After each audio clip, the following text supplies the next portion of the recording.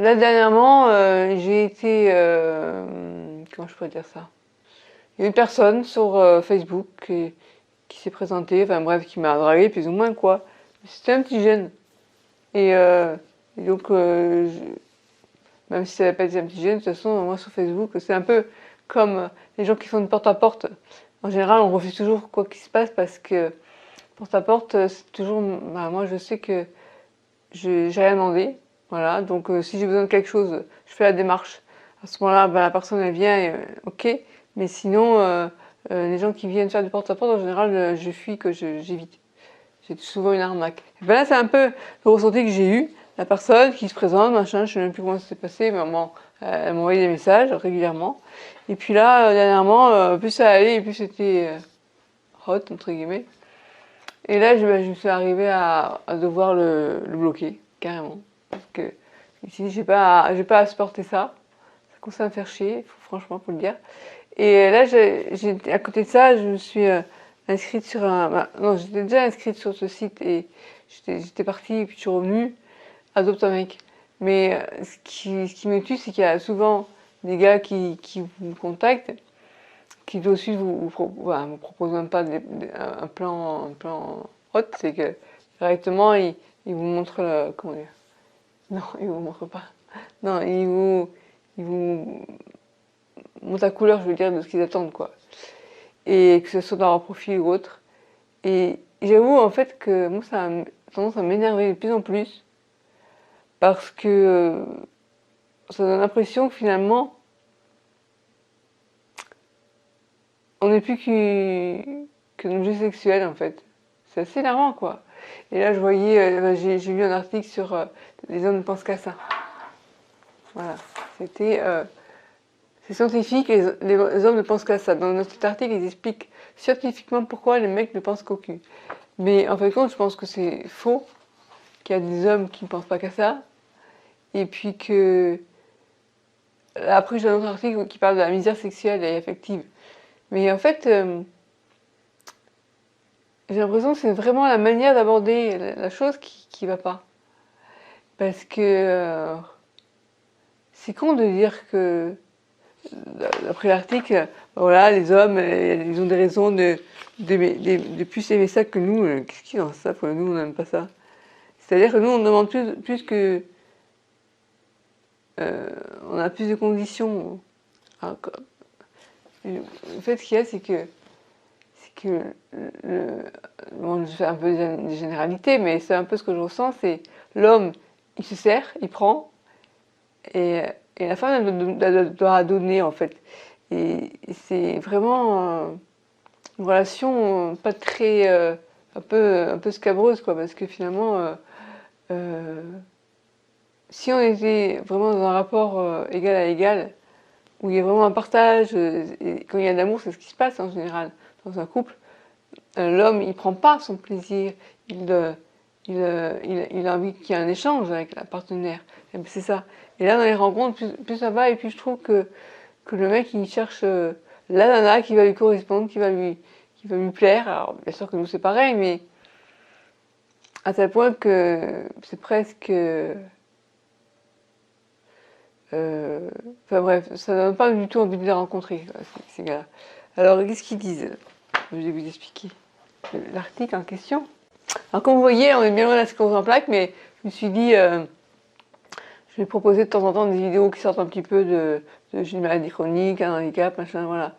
Même si j'en parle un peu indirectement, parce que moi, les rencontres que je fais, forcément, la personne, quand elle me dit on peut se rencontrer aujourd'hui, on va prendre un verre ensemble, je sais pas, on va prendre un verre ensemble comme ça, claquement du doigt, je prends ma voiture. Non, ma voiture, elle est en panne en ce moment. Enfin, elle a été réparée, mais maintenant, en fait, on m'a volé le catalyseur. Du coup, il a fallu le faire changer. Et là, depuis, ben, je le mets pas dans la maison, mais dans le jardin. Enfin, et donc, derrière le portail, en fait, et du coup, ben, pour sortir la voiture, il faut que j'ouvre le portail. Donc, toute seule, je peux pas le faire. Donc, c'est hors de question que je sorte toute seule. Bref, et puis même s'il y avait la voiture, voilà, la personne ne sait pas comment est ma vie, quoi. Bref, alors l'article, les hommes ne pensent qu'à ça, ou presque. Les différences sexuelles entre les hommes et les femmes. Les hommes et les femmes ne mettent pas la sexualité au même niveau. La femme a besoin de passer par l'intimité pour arriver au sexe, tandis que l'homme passe par le sexe pour toucher à l'intimité. Selon de nombreuses études scientifiques, ces différences sont biologiques. Pour une femme, l'amour n'est pas seulement la condition indispensable du désir, c'est aussi une préoccupation centrale, constitutive de son air de femme. Elle a besoin de se sentir séduisante et séduite pour avoir une sexualité. Si elle ne se sent pas désirée, elle n'aura pas l'impression d'exister en tant que femme. En revanche, un homme n'a pas besoin de se sentir séduisant, même repoussant physiquement, il peut se sentir viril et avoir une sexualité.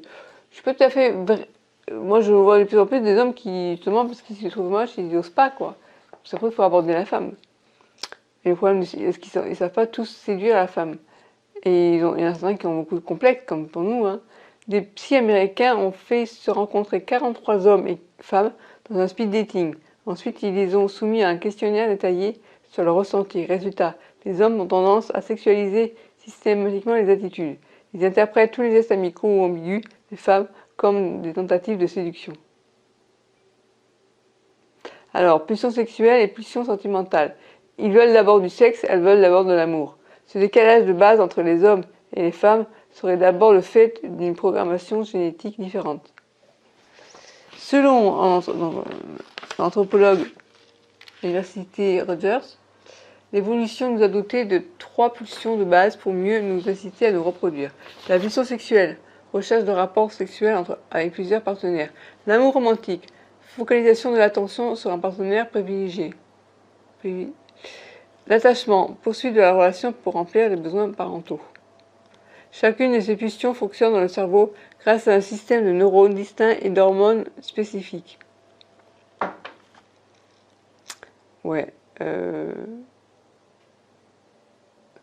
Halte aux idées reçues. Les hommes sont plus chasseurs et infidèles que les femmes, mais il faut quand même relativiser. Ils sont même parfois plus romantiques que les femmes, si l'on en croit une étude américaine publiée en 2007. L'homme est plus infidèle, mais il n'y est pour rien. Voilà.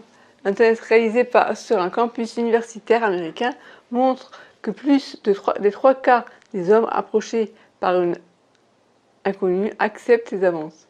Un signe de faiblesse? Au contraire, c'est un signe de vigueur. La sélection naturelle encourage l'appétit sexuel chez les mâles de toutes les espèces. La multiplication des relations sexuelles est un moyen pour eux d'assurer leur survie génétique. Et la nature a bien fait les choses. Pour s'assurer qu'ils disséminent un maximum de spermatozoïdes, elle a privé les hommes de discernement sexuel. C'est pourquoi, franchement, on a l'impression que c'est des obsédés sexuels. C'est pourquoi, dès qu'il s'agit de sexe, les mâles ne sont pas souvent très regardants. Alors, en gros, ils prennent tout ce qui bouge, quoi. Chaque nouvel partenaire, c'est l'occasion de placer quelques gènes supplémentaires dans la génération suivante. La réussite pour un homme, d'un point de vue génétique, c'est de faire des bébés partout et de ne pas s'en occuper du tout. C'est con cet article, ben, bref, voilà. Après, il ne faut pas s'étonner. Ah voilà, par contre, c'était plus intéressant. Il disait...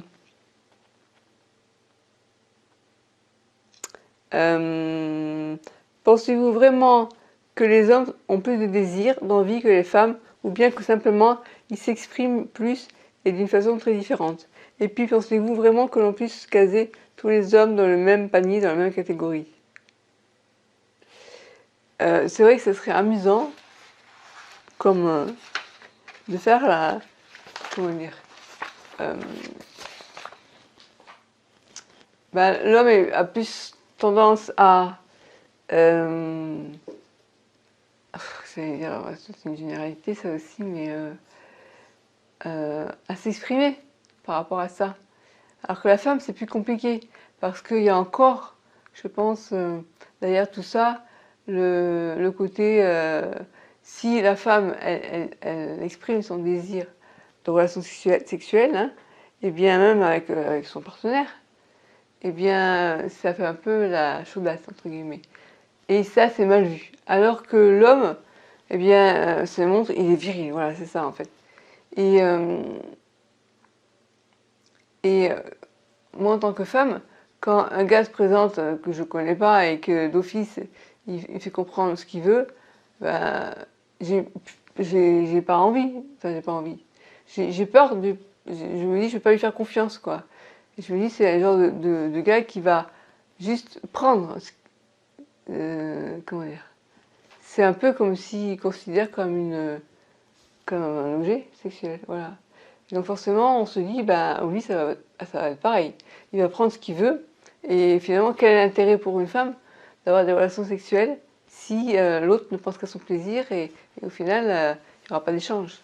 Donc voilà, pour une femme, c'est différent d'un homme, parce que l'homme, voilà, c'est lui qui domine, qui pénètre la femme.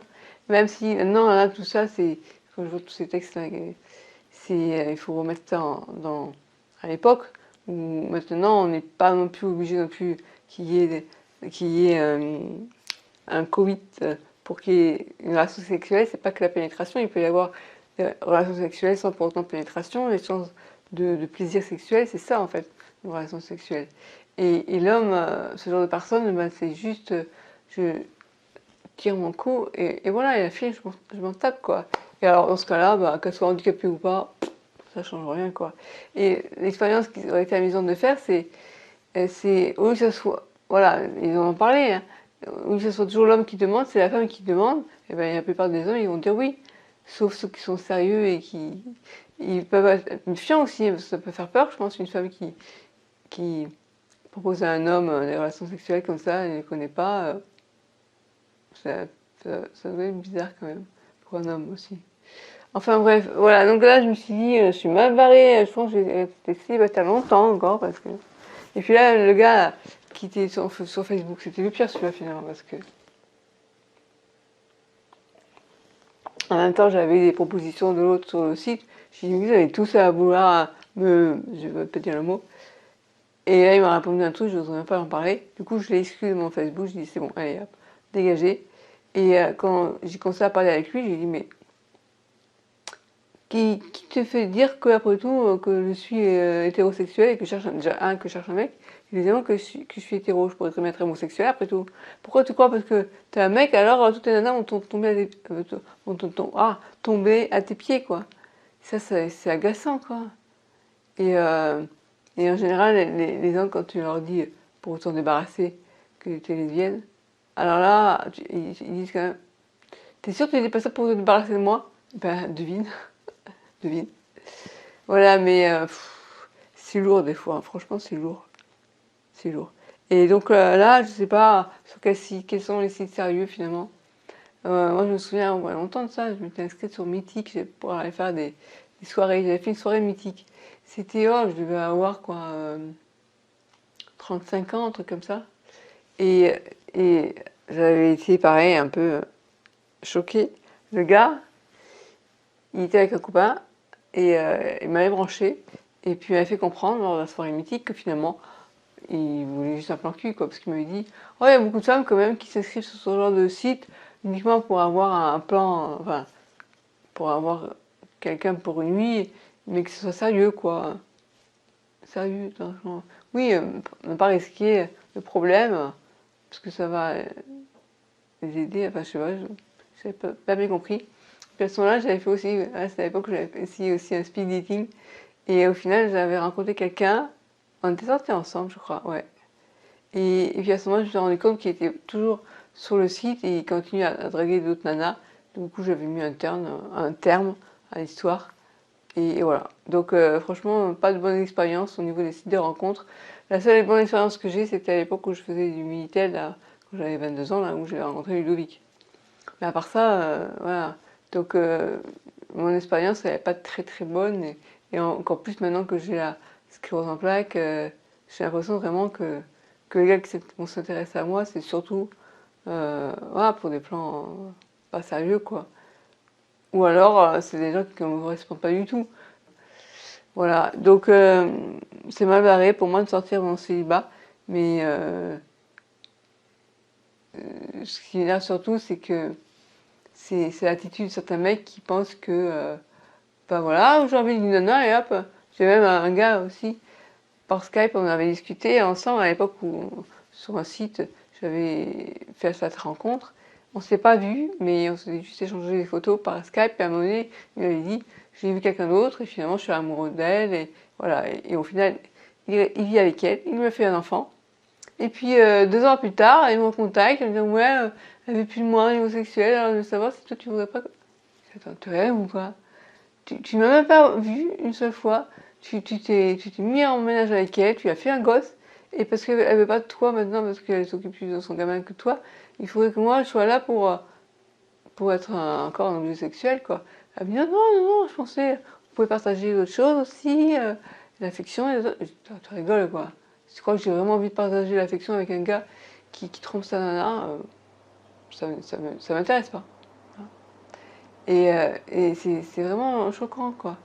Et je sais pas, je sais pas. J'ai l'impression que, je sais pas si c'est de nos jours, c'est de pire en pire finalement. Enfin, en tout cas, moi, je suis pas vraiment. Je lui dis, il faudrait que je fasse un effort pour avoir une vie plus sociale, pour je crois que je vais rester longtemps célibataire encore. Ah oui. Quand on veut parler d'amour de nos jours, c'est compliqué, hein. J'ai l'impression que si on s'inscrit sur un site pour rencontrer quelqu'un, pour rencontrer de l'amour, pour rencontrer une personne en face, et pas juste un plan cul, c'est impossible, ça devient impossible. J'ai l'impression que on passe plus de temps à faire le tri que la sélection de la bonne personne qu'à rencontrer quelqu'un, quoi, finalement. La rencontre, elle se fait jamais, parce que moi, ça me bloque, hein, d'office, hein. La personne qui est trop... enfin, qui fait comprendre qu'elle est en besoin, quoi. Attends, voilà, donc c'est déjà compliqué de faire des rencontres par internet. Encore plus quand on est handicapé, mais alors quand on cumule les handicaps, c'est pas la peine, quoi.